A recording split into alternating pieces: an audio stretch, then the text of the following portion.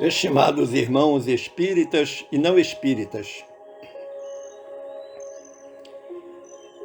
feliz daquele, feliz daquela que estuda, compreende e pratica a palavra do Senhor.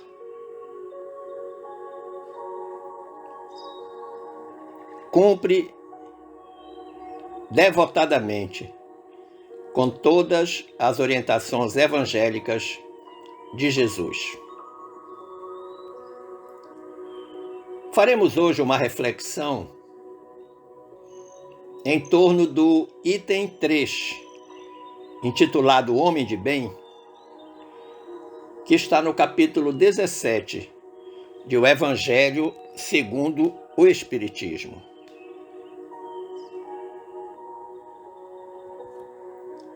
A base evangélica que dá sustentação a este item vem do Evangelho de Lucas, capítulo 6, versículos 43 a 45. O evangelista retrata uma fala de Jesus em que o mestre disse: porque não há boa árvore que dê mau fruto, nem má árvore que dê bom fruto. Porque cada árvore se conhece pelo seu próprio fruto. Pois não se colhem figos dos espinheiros, nem se vindimam uvas dos abrolhos. O homem bom, do bom tesouro do seu coração, tira o bem. E o homem mau, do mau tesouro do seu coração, tira o mal. Porque da abundância do seu coração fala a boca. Se nós encerrássemos aqui a reflexão, estaria tudo compreendido, porque a fala de Jesus relatada por Lucas é perfeita. Apresenta uma relação, por exemplo, de causa e efeito. Árvore boa, fruto bom. Árvore má, fruto ruim. Mas o que chama a atenção é essa questão da abundância dos sentimentos no coração, sentimentos esses que são transmitidos, no mais das vezes, oralmente, porque fala a boca, e noutras circunstâncias, através das condutas humanas. Nesse item 3 do capítulo 17 do nosso Evangelho segundo o Espiritismo, Kardec afiança: o verdadeiro homem de bem é o que cumpre a lei de justiça, de amor e de caridade, na sua maior pureza.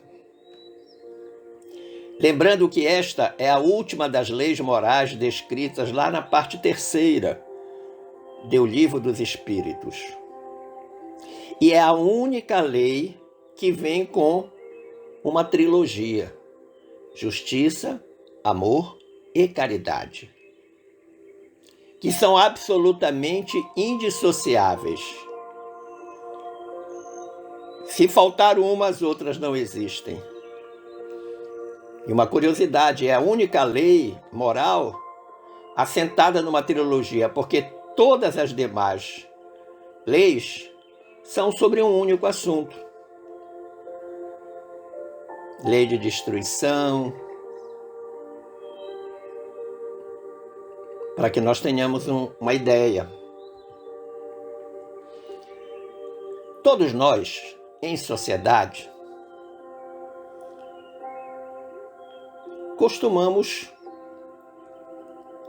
ser conhecidos, seja pelo nosso trabalho profissional, seja pela nossa conduta familiar enquanto pai, enquanto esposo, a nossa conduta social enquanto amigo. Todos nós queremos ser conhecidos e reconhecidos. Mas Emmanuel, a propósito desta inquisição, ou inquirição, como você gostaria de ser conhecido, lá no capítulo 7 da obra Fonte Viva, ele diz algo muito interessante. Ele diz: árvore alguma será conhecida ou amada pelas aparências exteriores, mas sim pelos frutos, pela utilidade e pela produção. Olha que interessante. Então, a primeira coisa que nós devemos ter em sociedade, em família, conosco mesmo, é a autenticidade. Nós não podemos pensar uma coisa e fazer outra.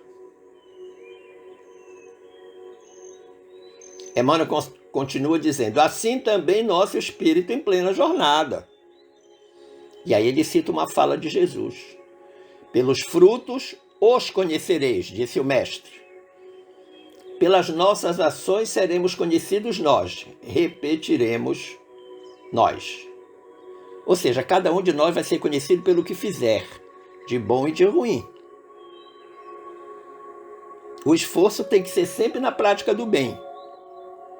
Mas é fato que o nosso cartão de visita são as nossas condutas. Seja na família, seja em sociedade, seja na casa espírita, seja no trabalho, seja aonde for. Agora a pergunta que não quer calar é a seguinte: o que temos feito para sermos conhecidos como uma pessoa do bem? Uma pessoa do bem é aquela que pratica a lei de justiça, amor e caridade.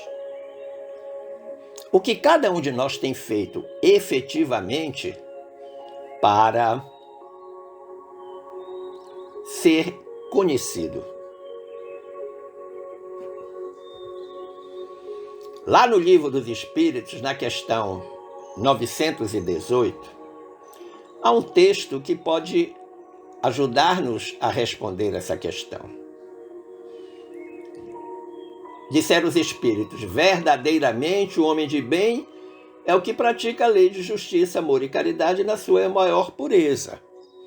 Se interrogar a própria consciência sobre os atos que praticou, perguntará se não transgrediu essa lei, se não fez o mal, se fez todo o bem que podia, se ninguém tem motivos para dele se queixar, enfim, se fez aos outros o que desejara que lhe fizessem. Então, essa pergunta, que compõe 4 interrogativas ou interrogações, deve ser refletida diariamente por nós ao final do nosso dia.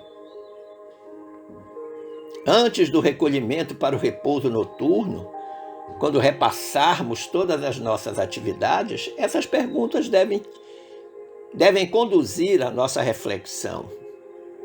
Que, aliás, Santo Agostinho já havia ensinado isso.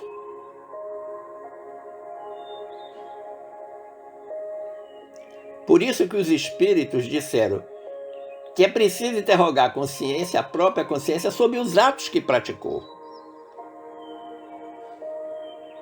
E aí nós vamos nos perguntar: será que eu transgredi alguma das leis divinas? Será que eu não fiz mal a alguma pessoa? Porque há uma distinção entre não fazer o mal e não fazer o bem. Nós não seremos julgados apenas pelo mal que fizermos. Na própria existência, muitas vezes, a lei de causa e efeito já cuida disso. Mas nós seremos julgados pelo bem que deixamos de fazer, porque o bem que se deixa de fazer, na realidade, é um mal que se faz. Outra interrogação que devemos fazer: será que alguém tem motivo para se queixar de mim? Você pode até dizer, mas isso aí, Nelson, só se a pessoa te disser. Sim, mas será que eu não tenho consciência das coisas que eu faço? Será que eu não sei quando eu magoo, machuco alguém? E muitas vezes a gente acha que faz mal às pessoas quando diz uma palavra ofensiva, quando tem uma conduta grosseira, agressiva, quando deixa de prestar um favor, uma gentileza. Sim, isso é fato, isso são representações desse mal proceder. Mas existe um mal proceder que muitas vezes as pessoas não pensam nele. Pensar mal de alguém. Mesmo que você não diga nada, não faça nada. O pensar mal de alguém gera uma energia negativa que pode, inclusive, alcançar a criatura de quem nós estamos pensando mal. E a outra interrogativa, ou interrogação é: será que eu fiz para os outros tudo aquilo que eu gostaria que fizessem para mim? Sim, porque é de se imaginar que ninguém queira para si coisas más. Todos querem ser tratados com carinho, com respeito, com ética, com paciência, com bondade. Mas será que nós tratamos os outros exatamente assim? Com carinho, com ética, com paciência, com bondade? E os espíritos disseram ainda: possuído do sentimento de caridade, de amor ao próximo, faz o bem pelo bem, sem contar com qualquer retribuição. Podemos lembrar lá do capítulo 13 do nosso Evangelho, que a vossa mão esquerda não saiba o que dá a vossa mão direita. Fazer o bem pelo bem não é fazer o bem porque ele é meu filho, é fazer o bem porque ele é meu chefe, não é fazer o bem porque eu quero aparecer como bonzinho.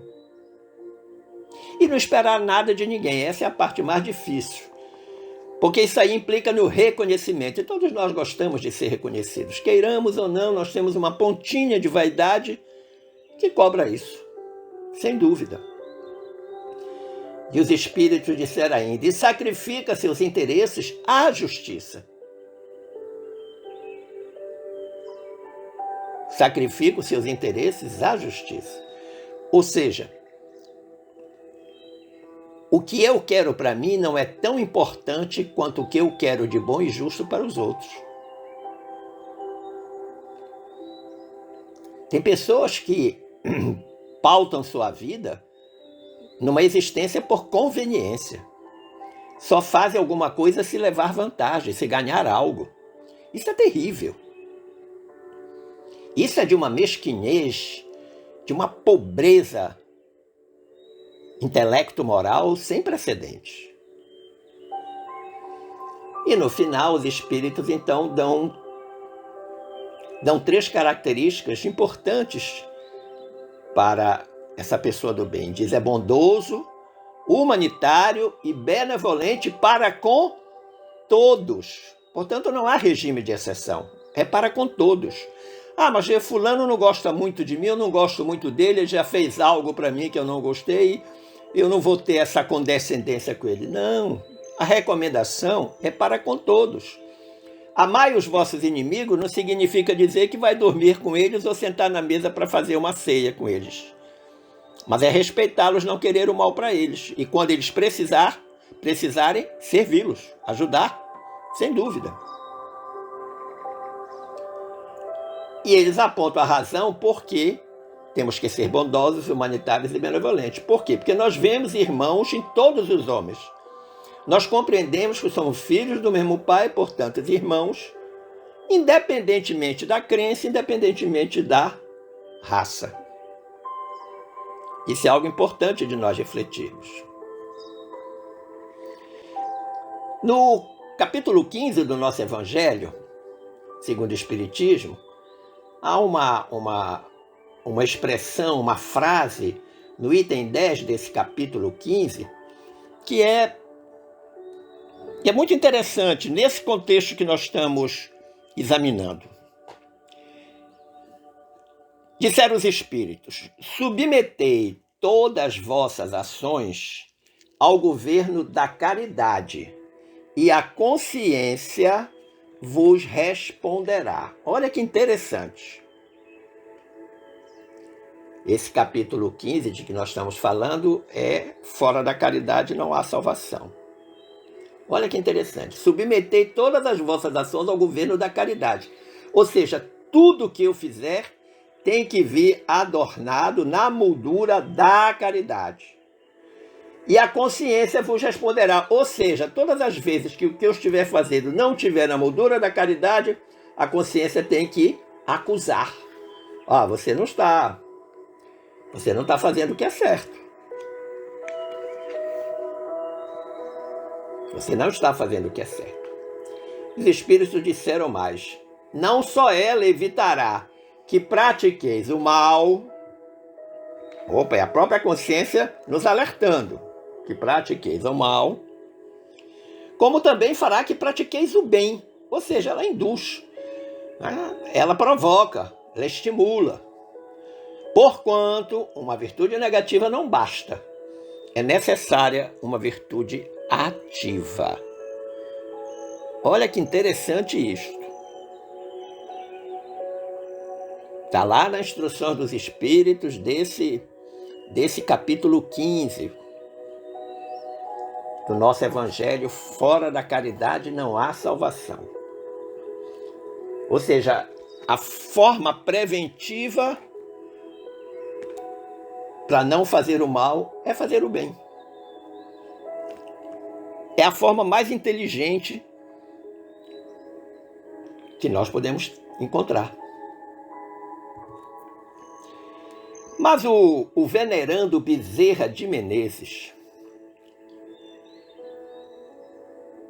numa obra chamada Bezerra, Chico e Você, lá nas páginas 15 e 16 desse livro, ele traz algumas sugestões que nós reorganizamos no sentido de dar uma ideia para você, meu amigo, minha amiga, de como deve ser o homem de bem. Homem não na questão da identificação do sexo. Não. Homem no sentido de ser humano. Vejamos aí as sugestões do Bezerra de Menezes. Ele começa dizendo: se indagardes ainda hoje quanto à solução dos problemas que vos afligem a atualidade terrestre, a resposta síntese ainda é aquela de há quase 2000 anos. Então ele já começa dando uma chamada de atenção poderosa. Olha, você quer saber aí qual é a causa dos problemas que estão afligindo a atualidade? Que estão te afligindo na atualidade? Agora, por exemplo, na pandemia. Ele diz que a resposta a essa pergunta já tem mais de 2000 anos. Que aqui ele disse há quase 2000.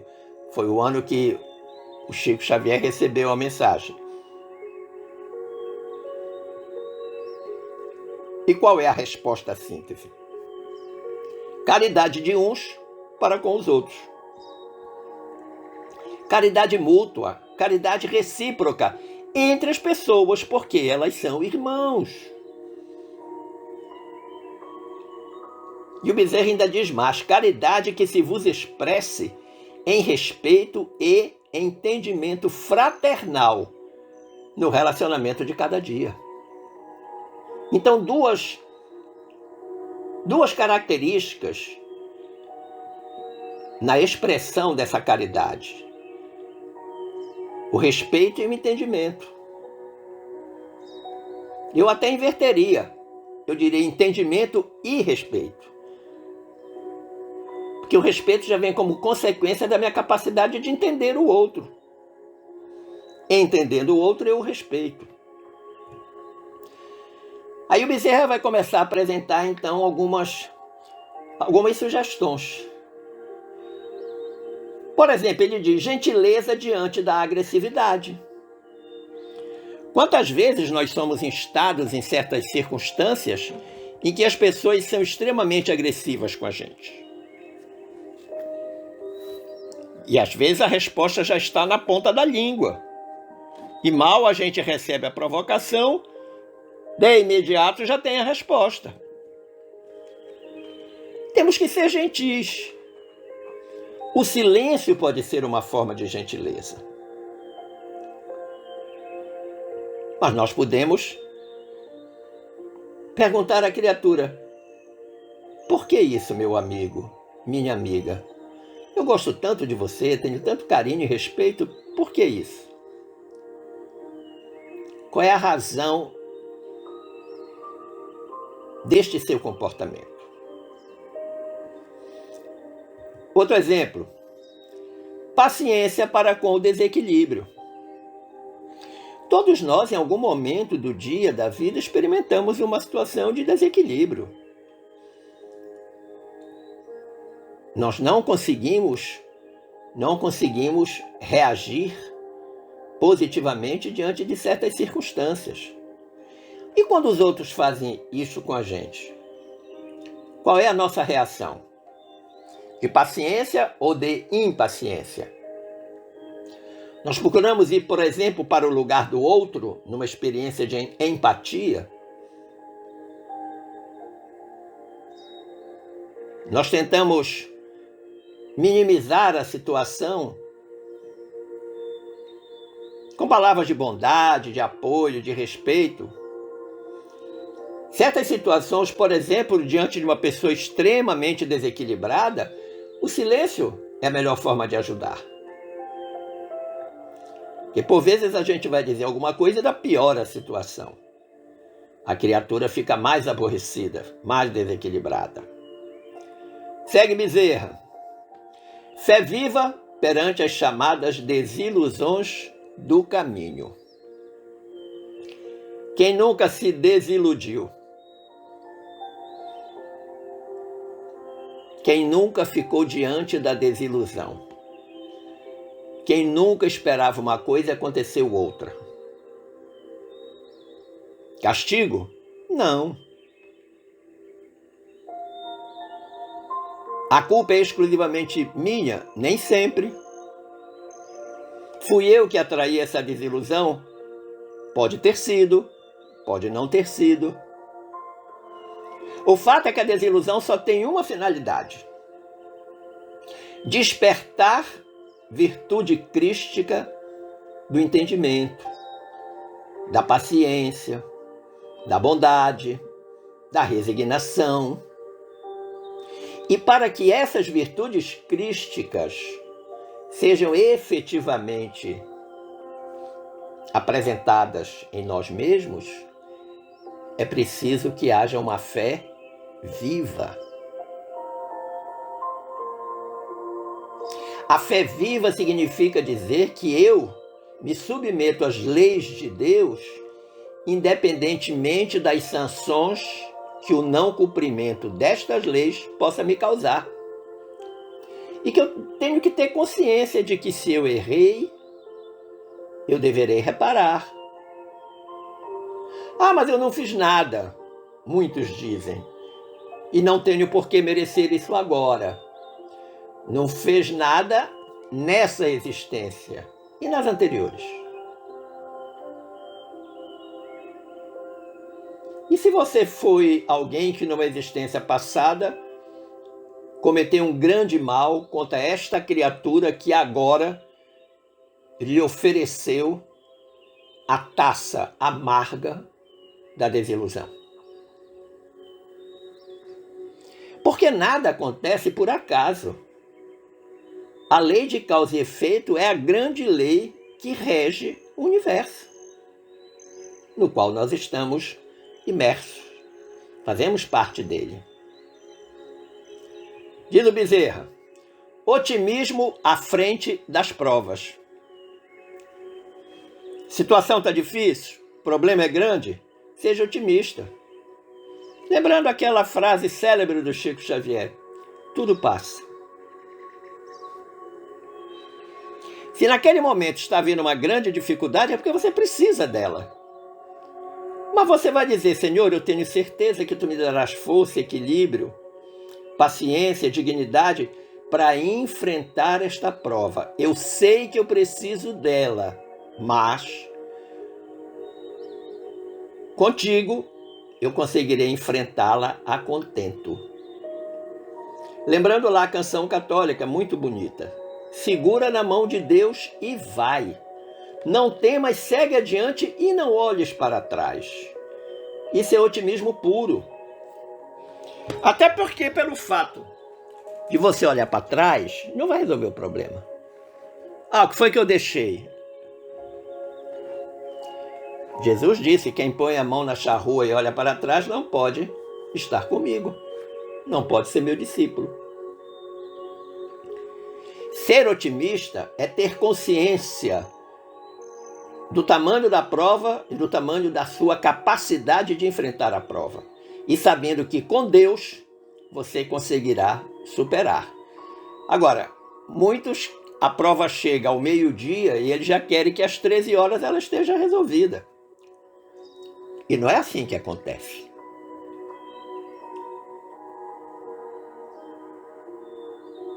Segue o Bezerra. Bênção para com todos aqueles que amaldiçoam. Muitas vezes nós passamos por circunstâncias em que a gente intimamente sente que não está sendo bem quisto naquela circunstância, não está sendo amado pelaquela pessoa. Você percebe que parece que há uma destilação de uma maldade contra você. Bênção para aquela pessoa. Abençoe. Peça a Deus que a perdoe. Peça a Jesus que lhe mostre um caminho de luz. Porque também é do nosso evangelho restituir o mal com o bem. Se nós formos restituir o mal com o mal, a guerra não acaba nunca. E muitas vezes aqueles que provocam essas circunstâncias para a gente estão exercendo um papel pedagógico, exatamente para ver até onde vai a nossa resignação, a nossa bondade, a nossa paciência, a nossa ternura, o nosso amor. Isso é fato. Diante de certas circunstâncias, se você se sentir amaldiçoado, abençoe. E lembre-se, estando com Deus, nenhuma maldição lhe alcança. Também é da lei de causa e efeito. O Bezerra diz: auxílio para com os mais jovens na experiência física em forma de bondade e compreensão das lutas que porventura carreguem. Ora, quantos jovens hoje nós percebemos que enveredaram pelo caminho das drogas, das más condutas, da prostituição. E nós não podemos deplorá-los, criticá-los, condená-los. Porque essas criaturas estão passando por uma grande dificuldade. Elas estão precisando, inclusive, ser amadas. É fácil? Não. Se isso é difícil no seio familiar, você imagina com jovens que não são da sua família. Se reveste de um grande significado. Todos nós, independentemente da idade, da raça, do sexo, da idade, todos nós temos as nossas lutas internas. Todos nós viemos para melhorar, para progredir, para evoluir. Mas paira sobre todos nós a lei de causa e efeito. Se causamos mal, temos que fazer muito bem para diminuir os efeitos que esse mal praticado possa acarretar. O Bezerra diz: reconforto em favor de quantos se vejam transitoriamente detidos na madureza avançada do corpo, em marcha perante a renovação. Bem traduzido, caridade para com os idosos, para com seu pai, com sua mãe, seu avô, sua avó, seu tio, sua tia, aquele idoso lá da casa do centro que você frequenta, aquele idoso, aquela idosa que é seu vizinho, sua vizinha. Reconfortar a vida deles que já está no ocaso, já está quase acabando, com atitudes amorosas, carinhosas, respeitosas. Minimizar todas as dificuldades que eles possam ter já por estarem numa idade provecta, avançada. Eles também estão caminhando para o processo de renovação, tanto quanto nós. Diz o Bezerra: caridade dos que sabem, ajudando fraternalmente aos que ignoram. Olha que interessante. Instruir os que não sabem, se nós já detemos essa instrução. Por exemplo, sua funcionária doméstica, o zelador do seu condomínio. Se você percebe que ele tem uma limitação intelectual, talvez provocada pela falta do estudo regular, do ensino formal, da instrução formal, e ele tem dificuldade de entender algumas coisas sobre a pandemia, alguma coisa para entender sobre a homoafetividade, e você, do alto da sua sabedoria adquirida aí ao longo do tempo, pelo que lê, pelo que estuda, você tem a obrigação ética e moral, e acima de tudo, caridosa, de ajudar. Não é impor o seu modo de ver as coisas, mas ajudá-lo a refletir a partir do conhecimento que você tem. Caridade dos que usufruem saúde corpórea diante de quantos se vejam corroídos pelos agentes da enfermidade. Caridade para com os doentes. Nós também podemos adoecer. Nós também podemos estar no lugar deles. E aí vai ser complicado, porque nós vamos querer alguém que preste essa caridade. Caridade dos mais fortes, sustentando os fracos e indecisos. Muitas vezes no núcleo familiar nós temos pessoas com essa característica da fraqueza, da indecisão.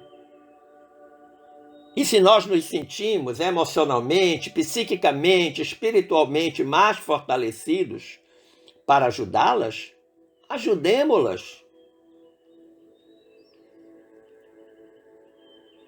Sempre pensando na lei de justiça, amor e caridade. Caridade dos que entesouram esperança em socorro dos que jazem, exaustos, nos problemas inquietantes da vida. E esta imagem aí de Madre Teresa é significativa demais.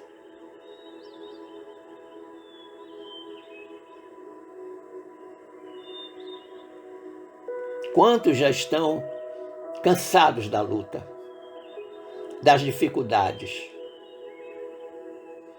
Que esperança nós podemos levar a eles? Com a palavra, com a caridade material, com reconforto. Caridade dos que podem distribuir, pelo menos, migalhas de auxílio no amparo aos que viram encarcerados em abatimento e penúria. Veja se essa época da pandemia se não gerou um número de pessoas em dificuldades enorme. E o que é que nós temos feito para com elas?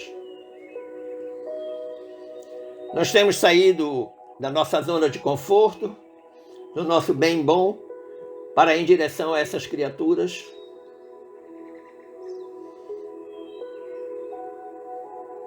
Temos que pensar nisso, porque essa é uma característica do homem de bem, apresentada aí pelo venerando Bezerra de Menezes. Caridade dos que são apoiados pela realização dos próprios ideais, na sustentação dos que choram de angústia. Eu acho absolutamente espetacular essas pessoas que fazem a distribuição da sopa noturna, que nas cidades que faz muito frio, levam um caldo quente, levam um agasalho para esses moradores de rua. Mas às vezes essa pessoa que está chorando de angústia é um vizinho seu, porque está passando por uma situação adversa e a gente tem que oferecer o ombro amigo. Essa é a característica do homem de bem. E o Bezerra encerra essa parte da caridade dizendo: caridade de todos os que podem auxiliar desse ou daquele modo para construir um mundo melhor.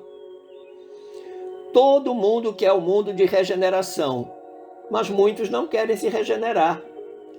E este mundo melhor virá com pessoas melhores. Não virá por decreto. Não virá por passe de mágica. E o Bezerra aponta então a estratégia. Ele diz: tão somente com a caridade, que ele chama de luz divina, a fluir de nós na direção dos outros, ou seja, saindo de mim para o outro, conseguiremos melhorar o que somos e o que temos. Olha que interessante. O que somos e o que temos. Mas o que temos não é na perspectiva material. Quer dizer que eu tenho uma TV, se eu for caridoso eu vou ter duas? Não, não é isso. Mas, por exemplo,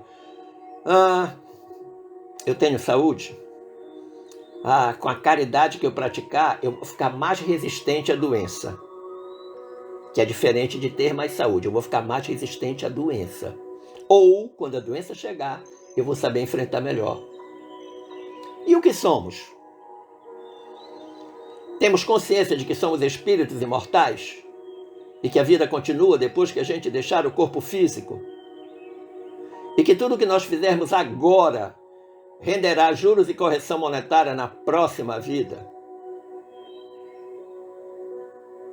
E aí o Bezerra conclui dizendo: para sermos o que nos cabe ser, esse homem de bem, e alcançar os valores que desejamos, a felicidade plena.